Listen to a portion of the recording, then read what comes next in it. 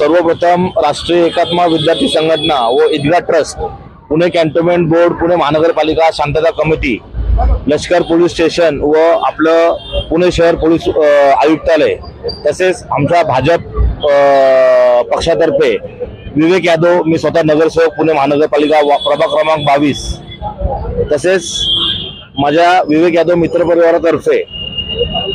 आणि सर्व आमच्या बंधू आणि भगिनींतर्फे रमजानच्या सर्व आमच्या मुस्लिम बांधवांना खूप खूप शुभेच्छा। तसेच आमच्या या अध्यक्ष, आपल्या ईदगाह ट्रस्टचे अध्यक्ष ज्युनियर काजी टायर भाई आसी, अध्यक्ष राष्ट्रीय एकात्म विद्यार्थी संघटना,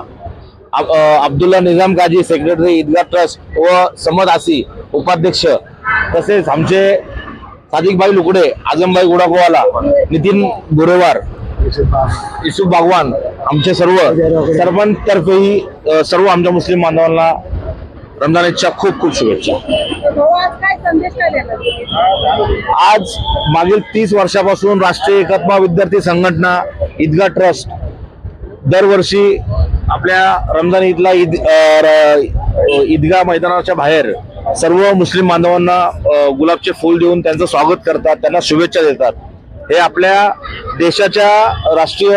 एकात्मता, विविधता, परंपरा, संस्कृती ह्याचं एक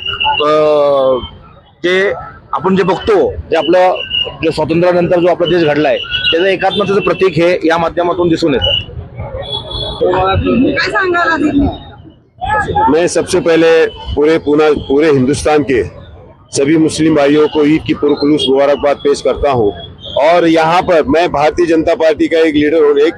कार्यकर्ता होने के नाते मैं आप पूरे हिंदुस्तान के हम मुस्लिम समाज को ये बोलना चाहते हैं, देखिए हम बीजेपी के लोग हैं, फिर भी हम यहाँ पर खड़े हुए हैं। विवेक यादव साहब, हमारे ताहिर आसी साहब, यहाँ पर इनका ग्रुप, ये सारे बीजेपी के लोग हैं और पूरे मुस्लिम समाज को इस ईदगाह के ऊपर मुबारकबाद पेश करने के लिए हम लोग सबसे पहले आगे आते हैं। ये मैसेज ये दिखाता है कि भारतीय जनता पार्टी जैसी भी है, सबकी है, सबका साथ, सबका विकास जो चलता है वो काम करने के लिए हम लोग यहाँ पर आए हुए हैं। इसी के तहत हम सभी मुस्लिम बांधवों को, मुस्लिम भाइयों को, पूना शहर के हो या पूरे हिंदुस्तान के हो, हम उनको ईद की पुरखुलूस मुबारकबाद